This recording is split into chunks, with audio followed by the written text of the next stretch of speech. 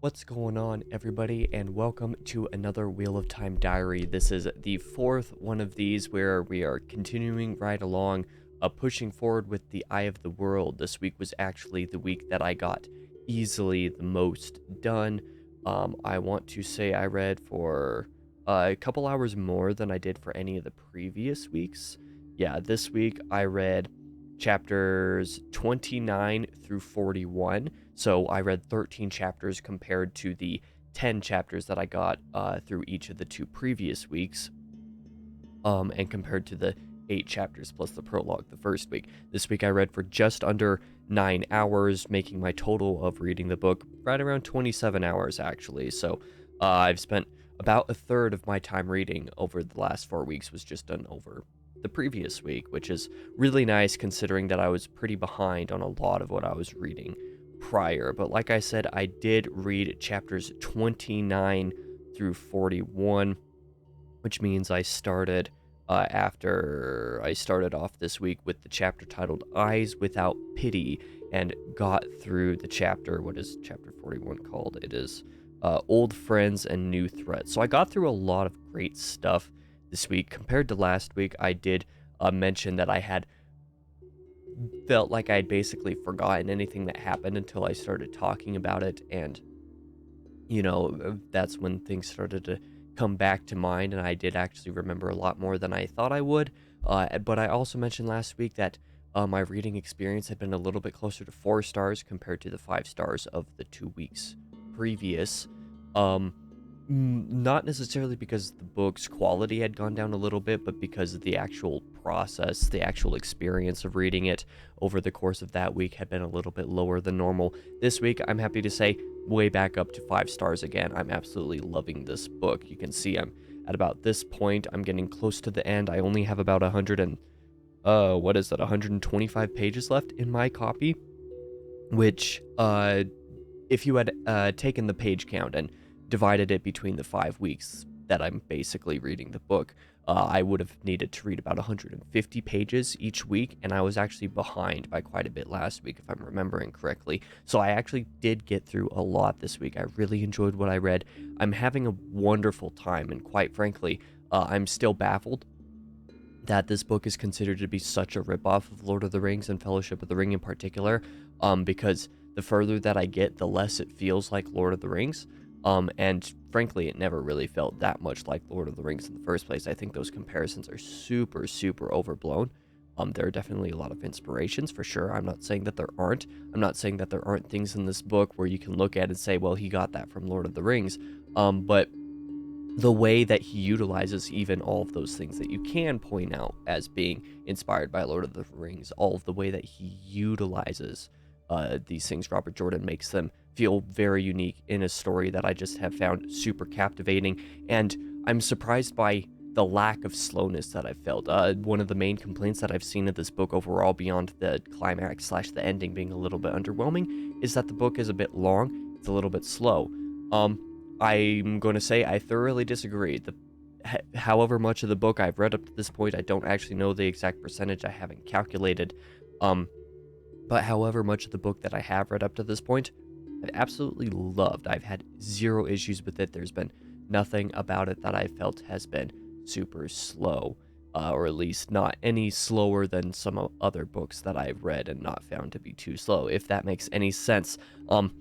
That's basically all I have for, I think, the spoiler-free talk. The closer that I get to the end of this book, the less that I have to say that is spoiler-free, but I am glad to see several different plot points starting to come together, especially in the last couple chapters that I've seen. New characters being introduced that I'm really enjoying and liking the idea of, and excited to see where some of the story goes with those characters moving forward. The main thing that I will add at the very end of this, quick spoiler-free talk at the beginning of the video here is that I am admittedly a little bit worried to see how the book is going to end. As I mentioned briefly, one of the main complaints that I see of the book outside of the generalized, it's just Fellowship of the Ring type stuff, and it's a little bit long and boring type stuff. Beyond those two, the main, I think, objective complaint that I think even fans of, like, huge fans of the book or the series will be more inclined to agree with is that the ending or the climax is a little bit underwhelming or confusing or maybe even rushed, depending on who you are. I've seen all of those things many a time reading or watching spoiler-free reviews or rankings of the series and stuff like that. And being where I am, like I said, only about 125 pages remaining in the book, I can definitely say I'm worried about that aspect because at the point that I'm at, I feel like the book still has easily another 250 pages left in it, but instead I only have about half that much left.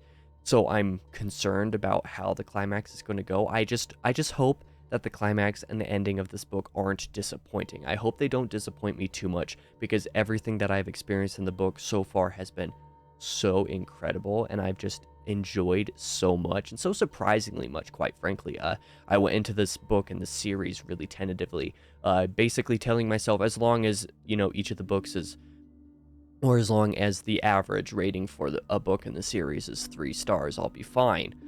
Even if I'm not loving it, if I enjoy it enough, I'll be fine.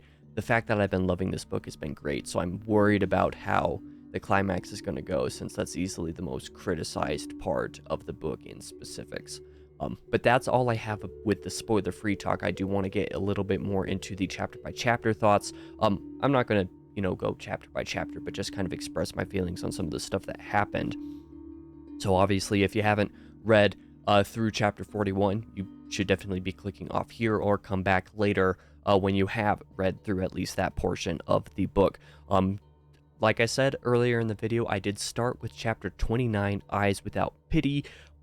This was basically right in the middle of these, this arc of the book, this section of the book where you have the different groups of the party split up, essentially. So you have Egwene and Perrin split off, and who were with the Wandering People, and,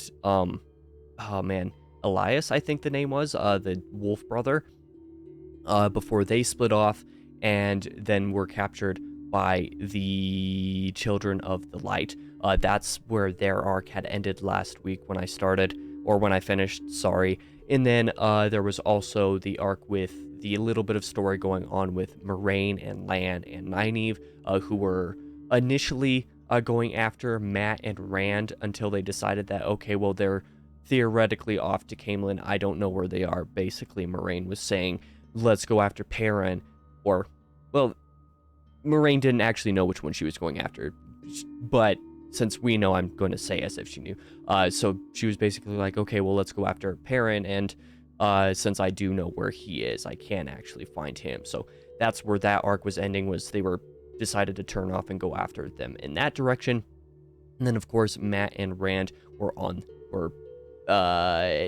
out of Whitebridge and on their way to Camelin. Was basically, I think that's approximately where these arcs were when I finished last week. This week, I started off in the middle of those. Eyes Without Pity started with Perrin and Egwene doing, some talking with Elias as they had already left the Wandering People. I really enjoyed all of the lore drops that happened in this chapter. There's a lot of more history and backstory to the world happening here that I really appreciate, and that I have appreciated throughout the entirety of the book up to this point. I'm really happy about that. But then that moved into chapter 30, which actually turns out I was lying and had misremembered the approximate timing. This is when Perrin and Egwene get captured by the Children of the Light. And that's all well and good because I really liked the way that some of this utilized these characters, because I feel like the Children of the Light they've been really good in the story so far in terms of where they're just kind of popping up and being a sort of broad, generalized threat for whatever reason, because they seem to believe that everybody in this party is Dark Friends. And even though they're not, them being associated with an Aes Sedai does not help their case either way. But there was a lot of that going on. I was excited to see how that went. The main issue that I had with a lot of what I read this last week was that After these first two chapters, chapters 29 and 30, which dealt with Perrin and Egwene getting captured by the Children of the Light, there were how many chapters before we got to see another POV again? There were 6 chapters of Mat and Rand before it went to another POV again, which was a little bit sad. But considering what Robert Jordan did with the actual story, I'm not upset about the balance, because the balance actually worked out well enough, even if I had a little bit of me does wish that there was a little bit more of some of these alternate POVs, splitting up this 6 chapter section and then another section of what I read a little bit later in the chapters after that, I suppose. But a lot of what happens in this chapters 31 through 36 essentially are Mat and Rand continuing to make their way towards Caemlyn. So they're performing using Tom's flute. Rest in peace, Tom, even though I'm quite certain that he's not actually dead, but that's just kind of a theory that, well, I'll have to see how that goes future in the story. With Rand playing Tom's flute and Mat juggling, essentially. So they're making performances to be able to continue their way through the countryside. This was a specific section of the book that I did randomly see at one point that I saw that a couple people weren't the happiest about, that they thought was maybe could have been cut a little bit. And although I can see where that specific opinion could be coming from, I'm going to say I wholeheartedly disagree. I really liked seeing the sort of camaraderie and the interactions between Mat and Rand. That was the greatest part of this section of the book so far, was just seeing their specific relationship and how that dynamic worked, and especially the way it was starting to develop, which, as we discovered, like we were explicitly told in chapter 41, I believe, the one that I just read, sort of some of the reasons for that, but things that I had definitely had an inkling something would be coming of because of what happened back in like chapter 19 or something like that. Either way, a lot of this stuff that was going on with Mat and Rand traveling across the road, just kind of hiding and making shelter wherever they could, and being confronted by dark friends, nearly dying several times, seeing another fade, getting rides from people who would then sell them out, or getting rides from people who weren't particularly friendly with, say, the dark friends. I really enjoyed all of the dynamics that were going on in here, whether it be the stuff that happened in Four Kings at that inn. That was very good stuff, even though there was a section of that was a little bit confusing, not just in terms of the structure, which seemed random and pointless in how it was done, in terms of the structure and the writing of the chapter, but also just straight up what happened at the very end of chapter 32 at Four Kings, before they leave and catch a ride with, what is his name? Chaim Fitch or something like that?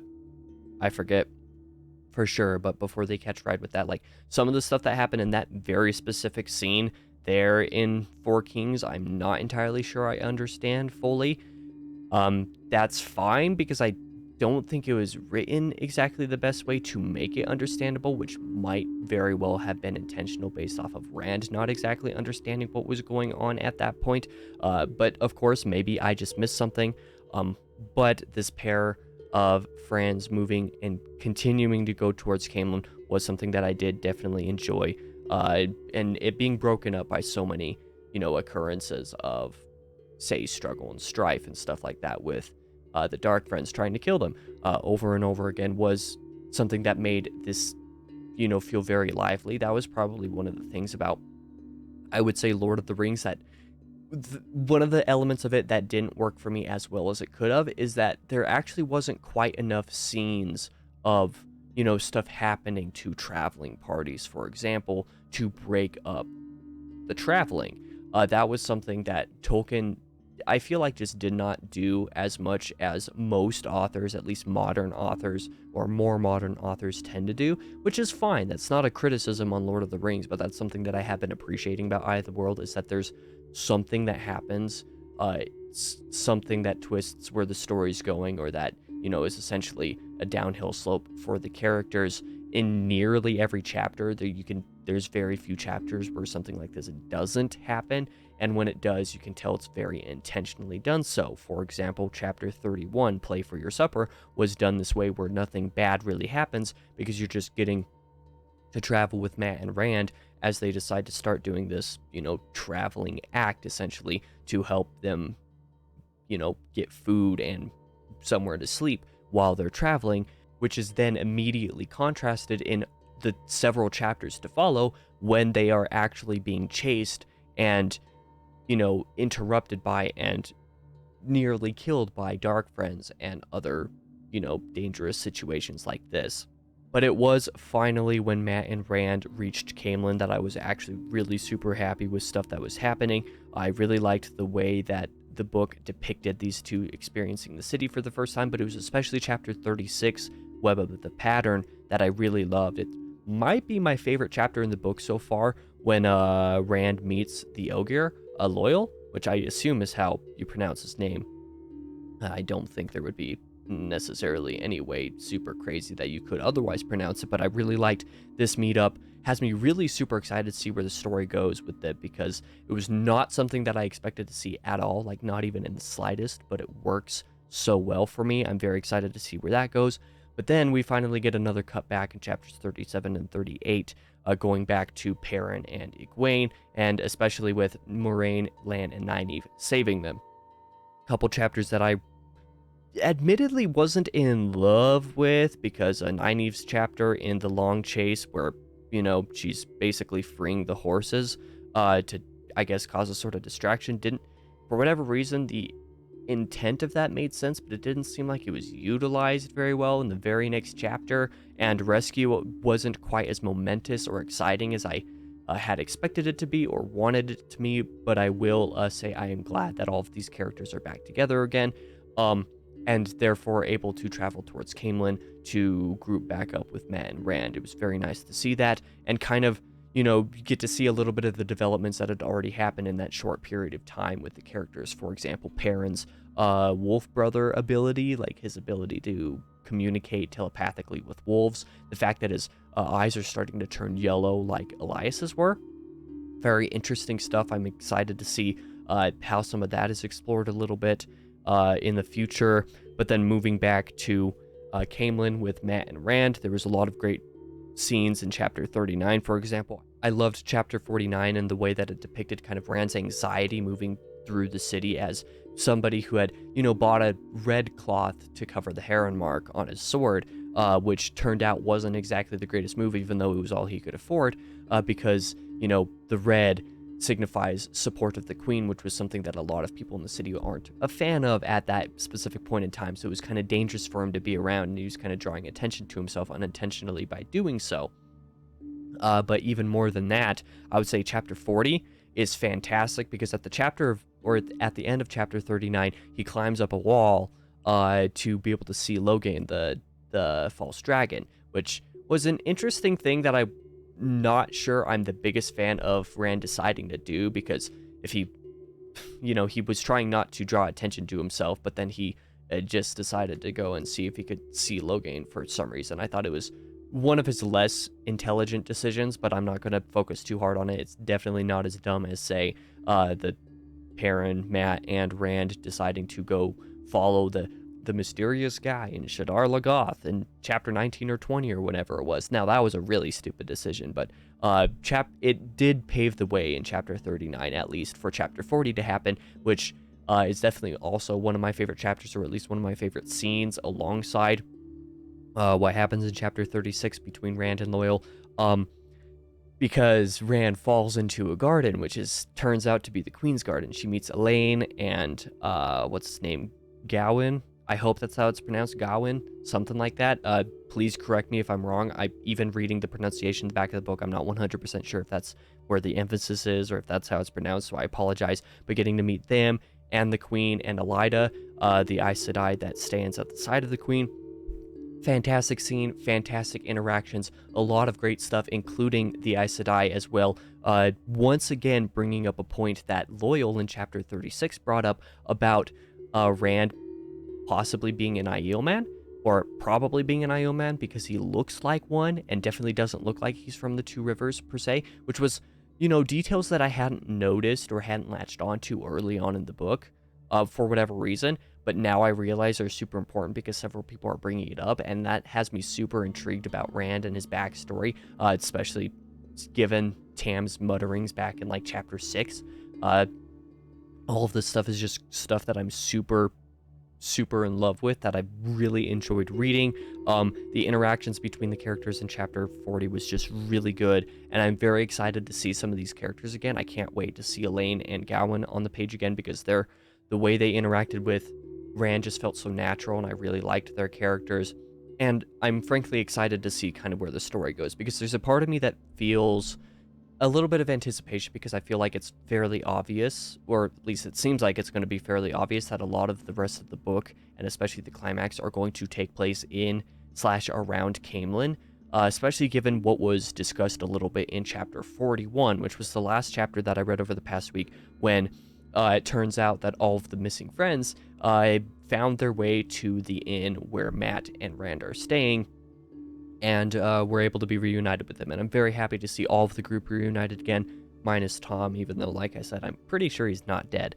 That's just kind of a personal feeling that I have, but I'm very glad to see these interactions again. But some of the stuff that I specifically noted and like made mental note of in this chapter, were Moiraine's mentioning, or Lan's mentioning rather, of there being a lot of Fades gathering with a lot of Trollocs outside of Camelin, with the possibility of there being another Trolloc war in Camelin because of this group of people, and especially because of the dagger that Matt had taken from Shadar Logoth, which was a lot of what was shifting and adapting the way that he was interacting with Rand over the course of their travels, and especially at the inn, because it was infecting him essentially, which was a really nice touch, because I wondered if taking the dagger would, culminate in something important for the story. I'm glad that it has, because if it didn't, that would have seemed like a really dumb